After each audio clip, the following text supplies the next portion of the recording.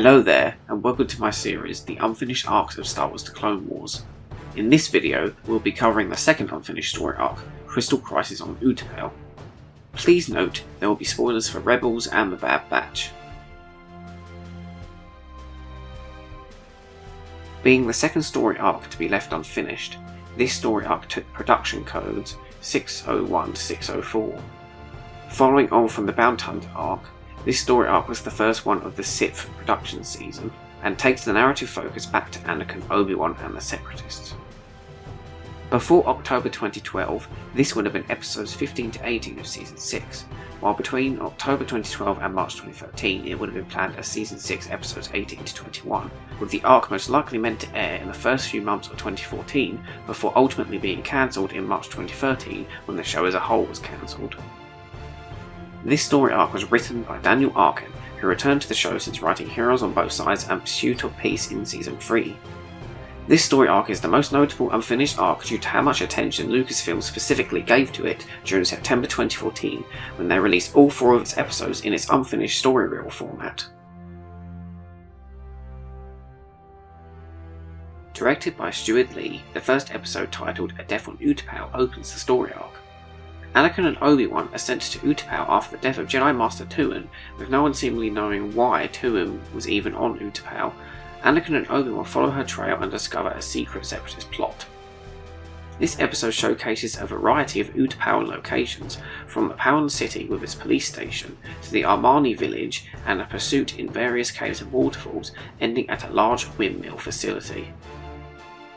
The Jedi discover that the Separatists plan to use the Suji as bodyguards in a transaction arms deal. Keen-eyed viewers will see that this episode debuted new character model designs for Obi-Wan and Anakin, giving both of them full sleeves and Anakin longer hair, which is now at its Revenge of the Sith length and style, showing us getting ever closer to the timeline of that movie. These designs would have been used for all remaining story arcs that contain these characters, having been planned to debut in the second half of Season 6 and lasting all the way to the end of the show of its full 20-episode 8th season, mirroring how the designs changed for the second half of Season 3 and lasted to the first half of Season 6. These character models would later be updated and used for the twins-produced final season, appearing finished in the Bad Batch story arc in that season, which was initially going to be the second story arc for Obi-Wan's new design to appear in, and the third for Anakin's, with his cameo in Ahsoka's walkabout being planned as his second. Directed by Bosco Ng, the second episode titled In Search of the Crystal picks up the plot from the end of the previous episode. Having discovered that a separatist arms deal is to take place on Utapau, Obi-Wan and Anakin venture out to Utapau's plains to investigate further. This episode continues to showcase more of Utapau, this time venturing further than the first episode and even Revenge of the Sith, showing us areas outside of the sinkhole. This episode contains the most well-known scene in this story arc, the campfire scene where Anakin expresses his frustrations of Ahsoka leaving the Order, while Obi-Wan eerily alludes to the events of Revenge of the Sith. Having fallen asleep, the duo are apprehended by the Suji and taken to Endente. Endente assumes that the Jedi wants to purchase a kyber crystal, but he has already promised it to the Separatists. Endente thus takes the Jedi hostage to his starship. At the starship, Endente informs Dooku that the Jedi are there, while Anakin and Obi-Wan escape from captivity, with Anakin using a very uncivilized way of doing so. While Endente escapes in the crossfire, Anakin and Obi-Wan stumble upon the item that the arms deal was about, a giant kyber crystal.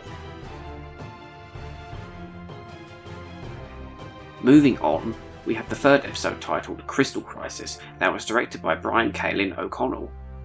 Having discovered that the Separatists are trying to procure a giant kyber crystal for unknown purposes, Obi-Wan and Anakin must stop at nothing to prevent the crystal from getting into the Separatists' hands. Unable to fly the Suji starship, Obi-Wan and Anakin have to transfer the kyber crystal on foot. Meanwhile, Endente reconvenes with Dooku via hologram. The Suji catch up to the Jedi and a high-speed chase ensues, with the Jedi leading them back into the sinkhole. Having been informed by Dooku, Grievous arrives on Utapau frustrated that Endente does not have the kyber crystal. Finding no more use for Endente, Grievous disposes of him. Grievous joins the pursuit, with him and Anakin getting the closest they've ever been to each other while still not physically meeting to preserve Revenge of the Sith's continuity. Being betrayed by the Utapauans, Obi-Wan and Anakin are surrounded by droids as the Utapauans report back to Grievous. The droids escort the kyber crystal aboard their shuttle, with the Jedi ultimately overpowering them and stealing the shuttle for themselves. Annoyed at another failure, Grievous impales the Governor on his lightsaber and walks off as the Governor's body drops to the ground. This episode introduced us to a new General Grievous design, with his design being significantly updated for the first time in the show. This design is also closer to his appearance in Revenge of the Sith. This design would have also gone on to appear in Dark Disciple, Son of Dathomir, and any other unfinished story arcs that Grievous might have appeared in. Like with Anakin and Obi-Wan's new designs, this design would later be updated and used in the twins-produced final season, but sadly it was only used for one shot. The design was further refined for the Bad Batch and used again, this time animated for a recreation of Grievous' time to abandon ship scene from Revenge of the Sith in the opening narration to the Bad Batch show.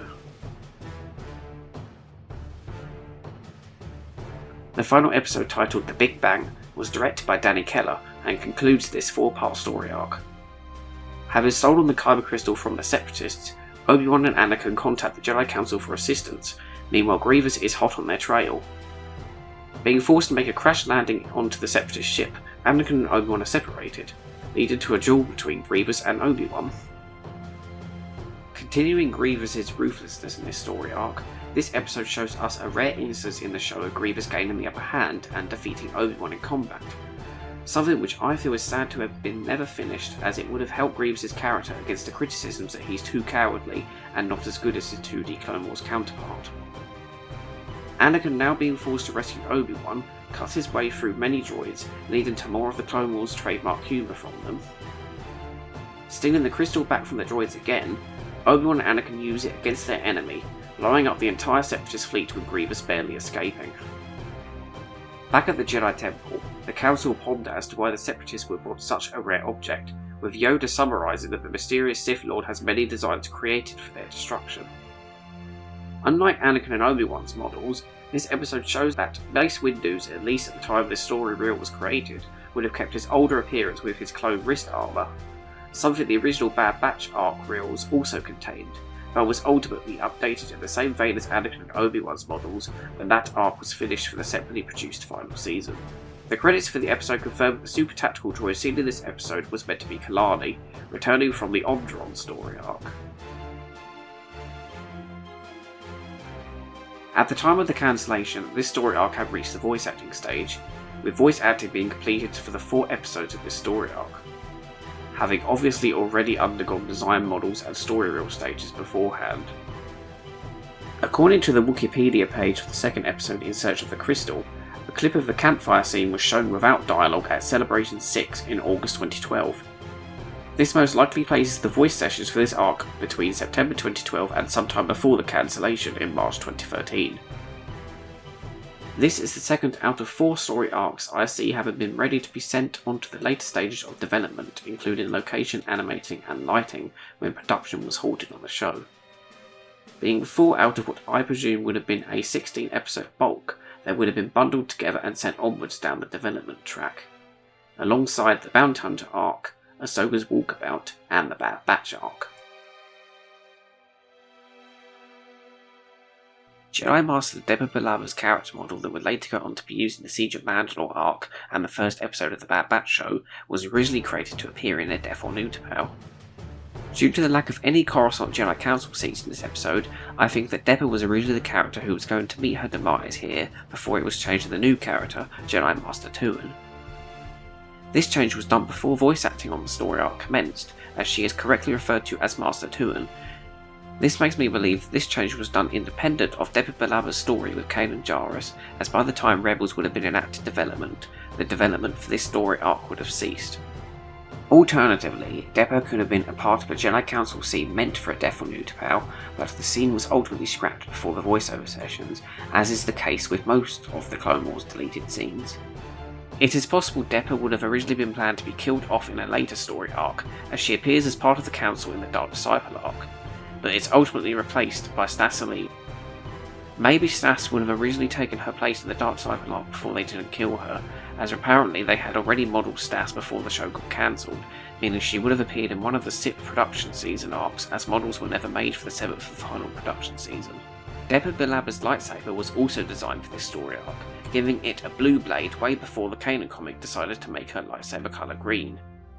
This means that the Bad Batch use her original intended lightsaber colour, something that they didn't enforce use of in the Kalin comic for some unknown reason.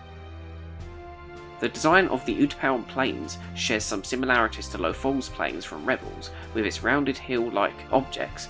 I believe this was a case of them reusing a general landscape design in a new project, considering by then they knew these episodes would probably never get finished. As seen in the concept art I have linked in the description, Utapau would have had more trees on its landscape compared to Lothal. Another lightsaber was also designed to appear in the story arc, Oppo Rancisis' lightsaber. This design was intended to show that Count Dooku's curved hilt wasn't a design unique to him, but another type of hilt design that the Jedi could have. By the time of the story reel, however, it seems his lightsaber was not yet added to his character model. This story arc, being pretty standalone in nature, has sadly not escaped having some of it retconned. Season 3 of Star Wars Rebels revealed that Kalani has stayed on Agmar for many years after being sent there by Count Dooku after the events of the Onderon arc in Season 4, thus making his appearance in this arc borderline impossible. This isn't exactly a big change, however, as they could just easily change him into a different tactical droid if they ever finish this story. I personally feel that this story arc is a major character piece for Anakin and Obi-Wan's characters in the Clone Wars, giving us time to see how recent events such as Ahsoka leaving the Order has affected them. It's a shame that this story arc wasn't finished for the final season, as it could have given us a final glimpse at the relationship between the two main Jedi of the prequel trilogy.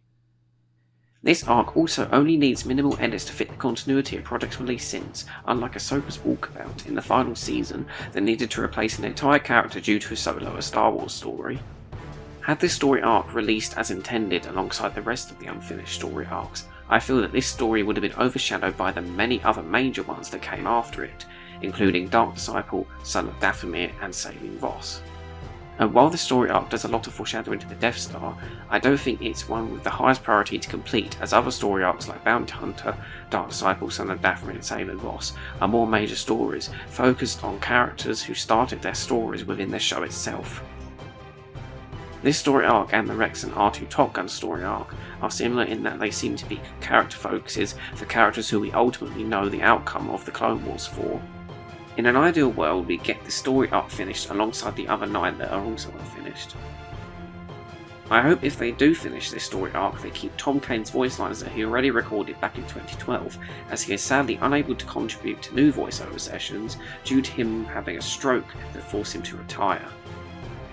I feel like this would be the perfect opening arc to a 2-season show to complete all 10 arcs, or the first in a series of Clone Wars special movie-length events on Disney+, due to how Arkin and Obi-Wan appear in most of the unfinished story arcs, setting them up as the main characters in this potential set of story releases. The 2 story arcs that followed on from Crystal Crisis were Ahsoka's Walkabout and the Bad Batch arc, both of which were completed 6 years after the Lost Missions finished as part of the final season in 2020. Thus making the next unfinished story arc one of the most popular, Dark Disciple. Thank you for watching this video. If you enjoyed, please like, subscribe and comment. Until the next time, goodbye.